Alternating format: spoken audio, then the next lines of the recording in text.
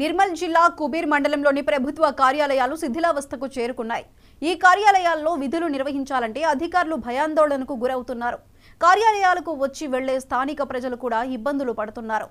MEO కార్యాలయాన్ని ప్రస్తుతం మూసివేసి స్థానిక ఎంపీడీఓ కార్యాలయంలోని ఓ గదిలో నిర్వహిస్తున్నారు.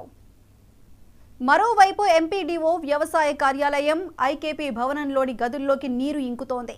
పాఠశాల భవనం పూర్తిగా శిథిలావస్థలో చేరటంతో నూతన భవన నిర్మాణానికి నిధులు కేటాయించినప్పటికీ పనులు ఇంకా ప్రారంభం కాలేదని స్థానికులు వాపోయారు.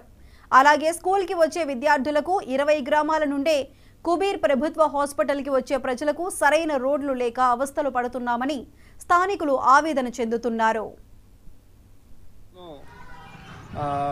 ఏదైతే కుబీర్ మండల్ అనేది మన తెలంగాణలోనే పెద్ద మండలం, 41 గ్రామ పంచాయతీలు ఉన్న ఇక్కడ కుబీర్ మండల్లో కనీసం గవర్నమెంట్ ఆఫీసెస్ కూడా కనీస సౌకర్యాలు లేకుండా పోయింది. ఇప్పుడు ఈ రోజుల్లో ముఖ్యంగా చెప్పాలంటే ఏదైతే ఎంఆర్ఓ ఆఫీస్ కోసం బిల్డింగ్ ఉందో అది ఇప్పుడు రన్ అవుతుంది కూడా టెంపరీగా ఏదైతే మన కిరాయిగా నడుస్తుంది.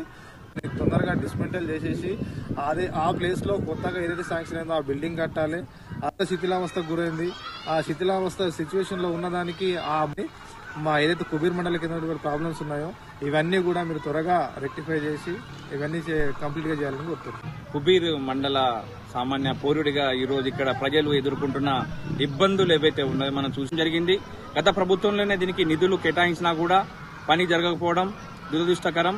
కాబట్టి ఆ శిథిలావస్థలో పిల్లలు చదువుకుంటూ మిక్కుబిక్కుమంటూ ఈరోజు చదువులు కొనసాగిస్తున్నారు. అదేవిధంగా మండల విద్యాధికారి ఏదైతే ఉన్నదో ఎంఈఓ ఆఫీసు పూర్తిగా నేలమట్టంపై గూలిపోయిన సందర్భాలు ఉన్నాయి. అదే ఎంఈఓ ఆఫీసు ఈరోజు ఎంపీడీ ఆఫీసులో ఒక రూమ్ లో కొనసాగుతున్నది. అదేవిధంగా ఈరోజు ఎంఆర్ఓ ఆఫీసు కూడా ఈరోజు ఏదైతే మౌలిక సదుపాయాలు అందించే విధంగా ఉన్న పరిపాలన విభాగమైన ఎంఆర్ఓ ఆఫీసు లేకపోవడం దురదృష్టకరం. దృష్టి పెట్టి ప్రజలకు అన్ని రకాల సదుపాయాలు అందించి మౌలిక వసతులు కల్పించాలని నా యొక్క మనవి.